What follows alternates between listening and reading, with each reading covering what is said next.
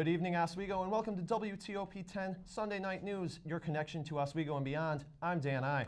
And I'm Olivia Eugenio. Today is November 4th, and this is your news, sports, and weather, all before the first commercial break.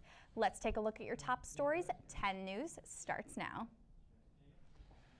A student was assaulted early this morning in the central quad of the Oswego campus while returning to his residence hall on the West Campus.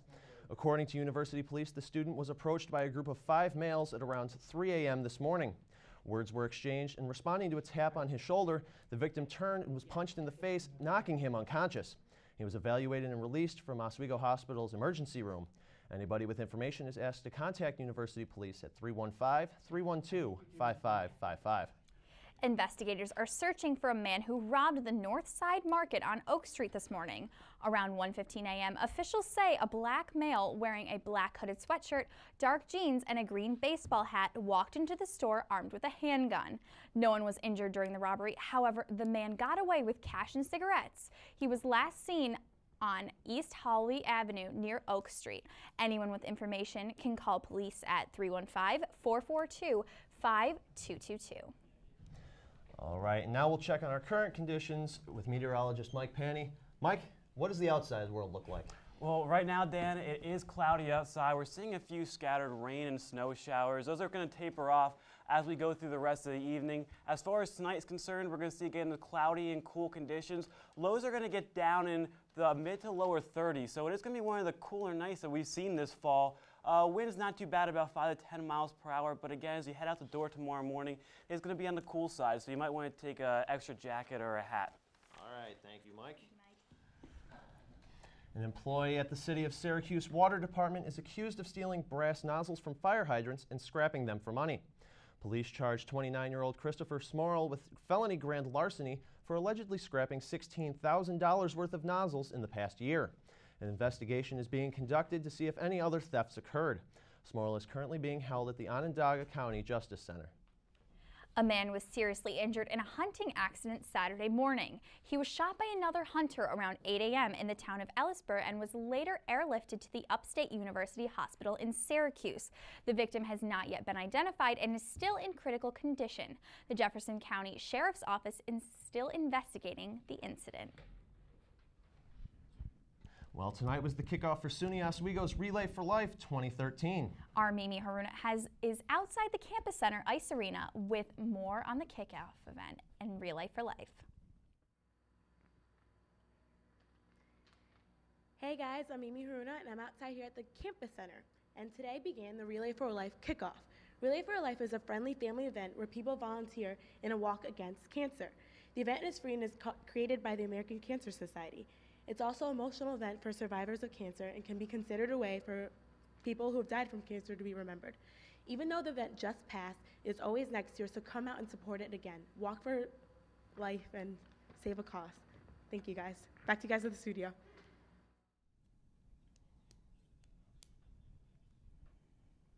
Most of the Election Day talk is centered on the race for president. But the Senate could see a power shift come Tuesday. Athena Jones takes a look at the key races.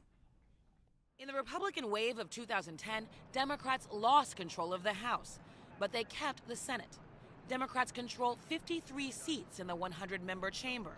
Republicans need 4 to take over if President Obama wins re-election, 3 if Governor Mitt Romney wins, since a Vice President Paul Ryan would serve as the tiebreaker.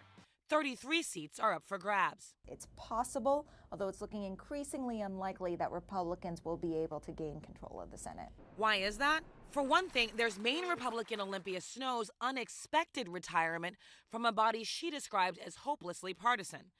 Republicans will likely lose that seat. Then there are the self-inflicted wounds, like this comment from Republican Todd Akin, who's running in Missouri. If it's a legitimate rape, the female body has ways to try to shut that whole thing down. Those words sparked an outcry, putting a victory over Democrat Claire McCaskill, a top GOP target, in doubt. That one was kind of the gimme. That was the one they thought they could win no matter what. Because he said those comments, that race is very much in play. And then there was this remark by Indiana Republican Richard Murdoch, explaining why he opposes abortion even in cases of rape.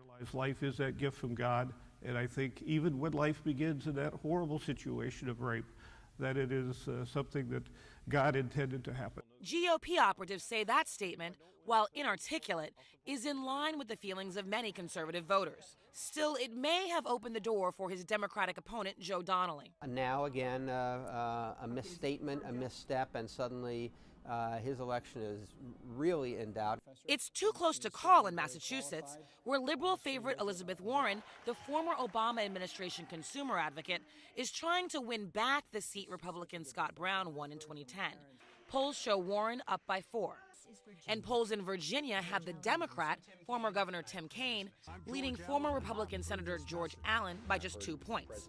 With races all tied up in places like Nevada, Arizona, Montana, North Dakota, Wisconsin, and Connecticut, it could be a nail-biter on Tuesday night. Athena Jones, CNN, Washington.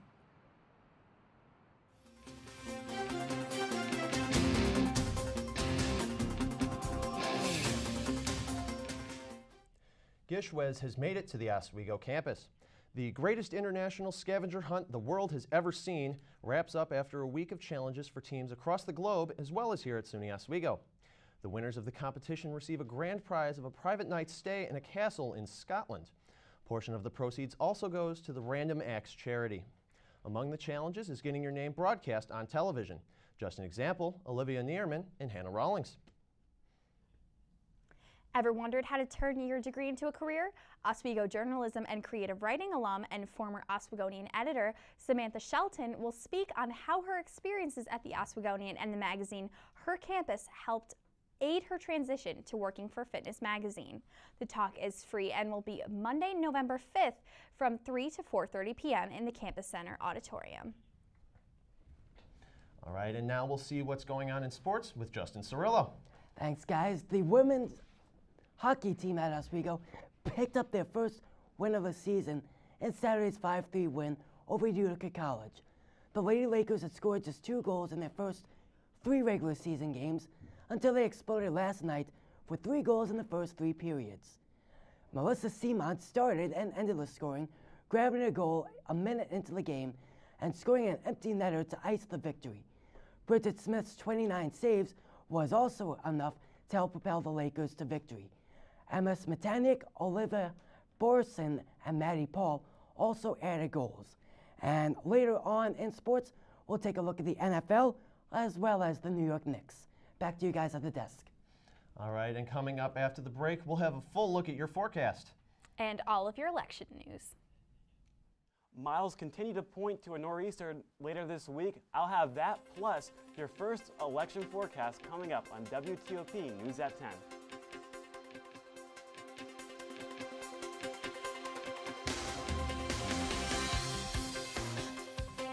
MBA program helping you achieve your goals with a customized curriculum developed with flexibility in mind. Take classes year-round, full or part-time in Oswego, online or at the Metro Center in downtown Syracuse.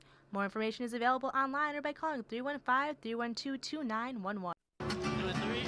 Well, now I'm Naked Cowboy, coming to a town near you. You're watching WTOP TV10, Oswego, New York. I'm Naked Cowboy.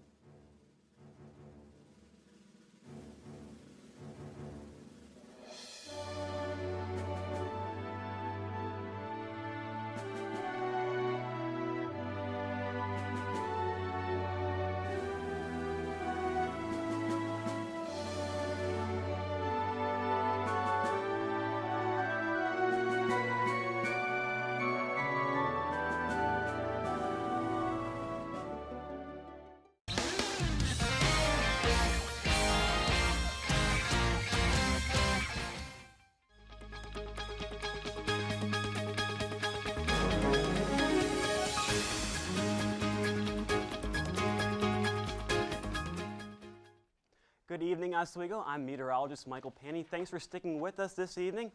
Taking a quick peek at our current conditions shows that we do have some cloudy skies outside with some pretty cool temperatures. 39 degrees is definitely going to be one of the cooler nights that we see this fall. Right now we do have a slight wind about 11 miles per hour out of the northwest, and that northwesterly breeze is giving us a wind chill of about 30 degrees. So again, it is pretty cool as you step out the door this evening. Now as we move across the entire Empire State, pretty much everybody's sitting in the high 30s to the mid 30s. We have a cool spot of 30 degrees down in Jamestown, New York, 35 degrees down the road in Syracuse, the Capital District, Albany, coming in at 38 degrees currently, and the warm spot is New York City. The Big Apple is at 45 degrees. Now our regional radar shows that there is really not much going on. Any rain or snow showers that were through the area earlier today have dissipated, and as a result we are sitting high and dry for most of central New York, and we will continue through the rest of this evening. Now again, this evening about 11 p.m. as you step out the door later on this evening, again a few rain or snow showers. Those are going to be dissipating as we go through the overnight hours. So again, anything that's coming down right now will end fairly quickly. Tomorrow morning, 8 a.m. as you head out the door, whether or not to work or to school or out for your morning run, we're going to be sitting high and dry over central New York. Again, maybe a few rain or snow showers, but everything's going to be very widespread if you do see anything like that. And for 5 p.m. tomorrow evening, we are sitting high and dry as all those rain or snow showers have dissipated, and we will in fact start to begin to see some sun. Yes, in fact, it does exist here in central New York. Tomorrow, again, it's going to see plenty of sunshine, but it is going to be on the cool side. We are going to struggle to make it out of the 30s with a high temperature of about 39 degrees.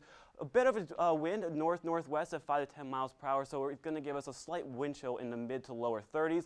And of course, Tuesday, big election day, is going to be pretty much a carbon copy of Monday. Sunshine and cool, so there's going to be nothing stopping you from getting out and voting. Make sure you do that.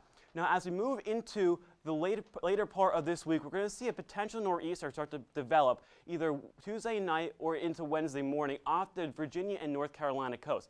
Now, this storm is going to pick up moisture from the Atlantic Ocean and move to the north and to the east, pretty much hugging the coast. Now, this is going to throw in some Atlantic moisture, and as a result, we're going to see rain along the immediate coast about the I-95 corridor. However, portions of interior New England, middle and central New York, and central Pennsylvania have the potential to see snow or a rain-snow mix, kind of that messy mix. Right now, the models are in a little bit of disagreement. However, stick with us at WTOP as we will give you the latest forecast each and every night. Taking a look at our 5-day forecast, Monday and Tuesday, again, are cool but sunny, so Tuesday, election day, definitely get out there, nothing stopping you. Wednesday, we'll see clouds on the increase as that storm system begins to brew off the mid-Atlantic coast. Thursday and Friday, again, high 30s to low 40s, possibly some snow on Thursday into Thursday night. But right now, the models are a little bit up in the air. Keep posted with WTOP News. Well, it sounds like good news because this morning I was precipitated on my way into the studio. It's good to see we won't see that for a couple of days now. Yep, that'll be moving out of the area, dissipating. However, again, that storm system Wednesday night into Thursday definitely bears watching. Yep, well, and actually when we were walking into the studio to go to the election planning meeting, there was a ton of snow just falling, and it was incredible to kind of just there's snow. Yeah, it may be a bit of a taste of what we're going to see as we move into later of the week. All right, thanks, Michael. Now we'll take a look at your election news.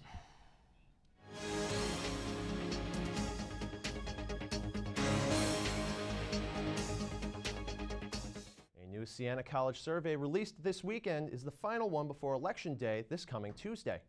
In the 24th Congressional District race, the poll shows a dead heat between Republican incumbent Representative Anne Marie Buerkle and Democratic candidate Dan Maffei. According to the survey, both have a 44% support. Green Party candidate Ursula Rosem has 8% of the vote, while 4% of those surveyed are still undecided.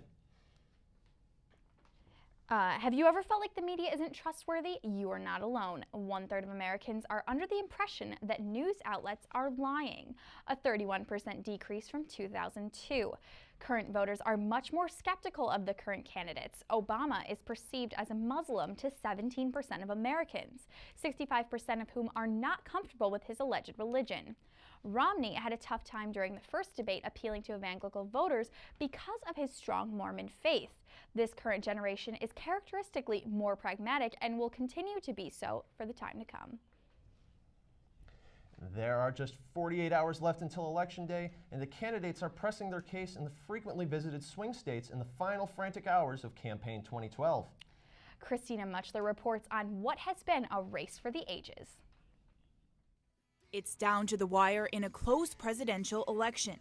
President Obama and GOP presidential candidate Mitt Romney are focusing on the crucial battleground states in their last weekend before Election Day.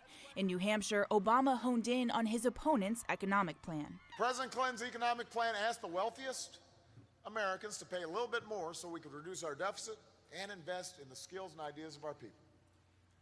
And at the time, the Republican Congress and a certain Senate candidate by the name of Mitt Romney said Bill Clinton's plan would hurt the economy and kill jobs.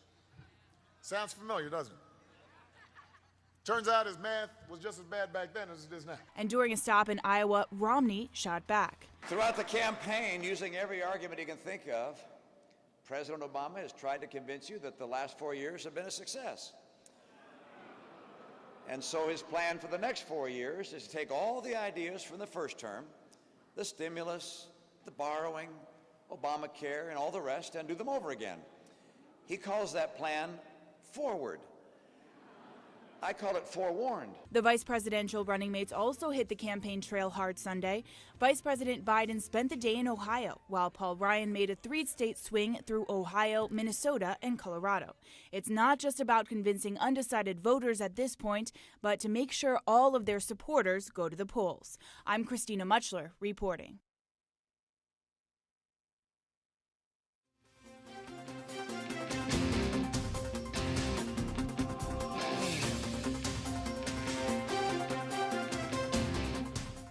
Police helicopter in Atlanta crashed last night, killing both officers aboard. The helicopter was searching for a missing 9-year-old boy who was later found unharmed. A spokesperson for the police department confirmed the deaths of the officers and also reported that nobody on the ground was harmed. The police department, along with the FAA, is investigating the crash, which occurred just blocks away from a busy neighborhood and freeway. A young boy was killed at the Pittsburgh Zoo today. The 3-year-old fell 14 feet from an observation deck into a pit of African painted dogs. The zoo officials pulled 11 dogs off of the boy and attempted to remove the rest, but were unsuccessful. The Pittsburgh Zoo and its affiliate PPG Aquarium have been closed until further notice.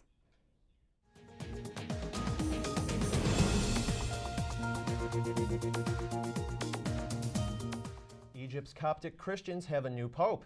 60-year-old Bishop Tawadros was chosen a short time ago during a ceremony in Cairo, and you're seeing that footage right now.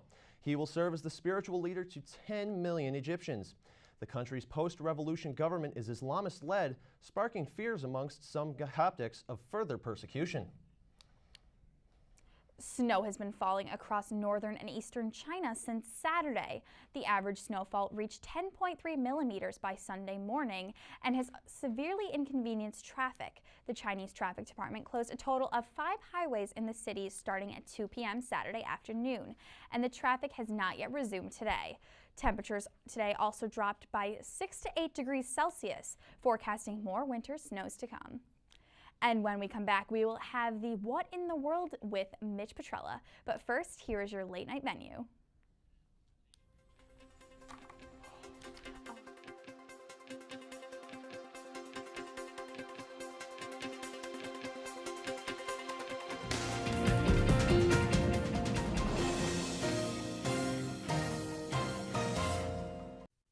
Get your Smokey on. If you see someone in danger of starting a wildfire, step in and make a difference, because 9 out of 10 wildfires can be prevented. Only you can prevent wildfires.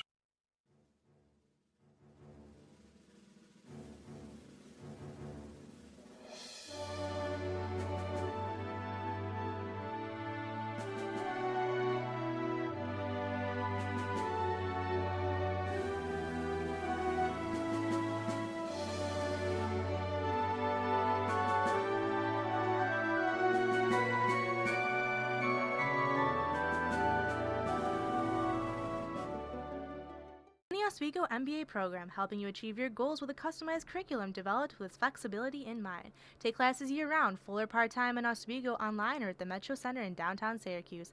More information is available online or by calling 315-312-2911.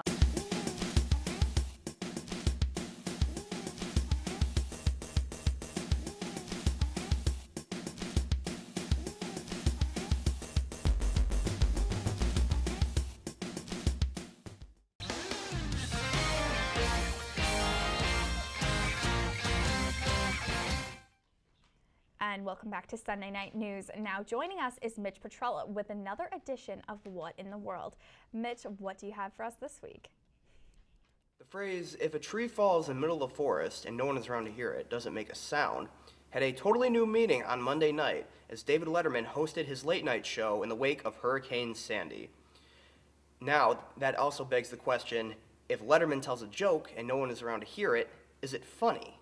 Well, the answer might be yes, it is, because band director Paul Schaefer was there on Monday night as Letterman started cracking jokes with an empty audience. In fact, even Denzel Washington was scheduled to appear, but actually he did appear. He showed up a little late in his rain gear and panting very heavily, Letterman making a joke out of that as well. But we're also going to have a little fun here. Hey guys, what do you think, what happens when you watch the Titanic backwards?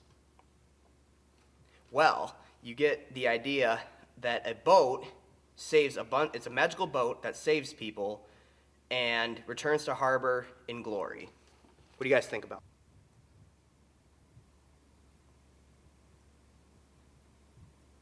Aha, you guys are hilarious.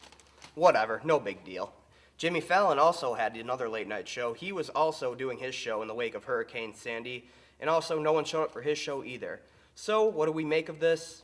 Well, I don't know what to tell you, but hey, the show goes on. I'm Mitchell Petrella reporting for WTOP10 Oswego. We have no live studio audience, but you have to think how different it would feel. You're all alone in a camera view and experiencing no response to your jokes, as Dave Letterman and Jimmy Fallon had. So, how'd you guys feel if that happened to you? Just doing a show and no one laughing? Well, I'm fairly used to having no one laugh at my jokes, so it wouldn't be too bad of a transition.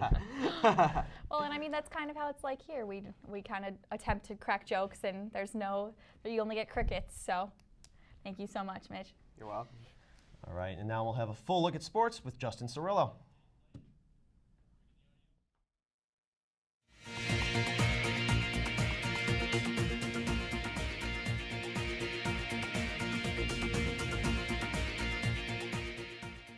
Eli Manning was Manning today by Ben Roethlisberger. The Giants took a commanding lead, helped out by a 70-yard touchdown on a fumble recovery by Michael Boley. And after Lawrence Tynes made a short field goal, they led 20-10 at the end of the third quarter. But Roethlisberger struck back, hitting Mike Wallace on a 51-yard touchdown pass. And with 4 minutes left, the Steelers took the lead for good when Isaac Redman scored on a goal line run. Redman finished the game with 147 yards and that touchdown. Steelers win to go 5-3. Giants fall to 6-3. In Houston, the Bills and Texans both scored 3 times, except the Texans scored 3 touchdowns, and the Bills were held to 3 field goals. Owen Daniels' 39-yard reception was the first of 2 touchdowns that Matt Schaub threw. Arian Foster rushed for 111 yards and a touchdown, and Andre Johnson caught 8 passes for over 100 yards. Buffalo only turned the ball over once, but were held out of the end zone by the NFL's third toughest defense to score against. Houston is 7-1, and the Bills go to 3-5. And in the NBA, the New York Knicks have won their first 2 games for the first time in 13 seasons. After an impressive 20-point win over the Miami Heat on Friday, the Knicks had 11 three-pointers in today's 100-84 victory over the 76ers. Carmelo Anthony led all scorers with 27 points. J.R. Smith played an important role coming off the bench and scoring 20 points, including 4 shots from beyond the arc. His 2 three-pointers at the beginning of the fourth quarter brought the Knicks' lead back to 15 after it had been cut to 9. Philadelphia is now 1-1. That's it for sports, and now back over to the news desk. All right, and when we come back, we'll take a look at the lighter side of news and a final look at your forecast. But first, take a look at your community calendar.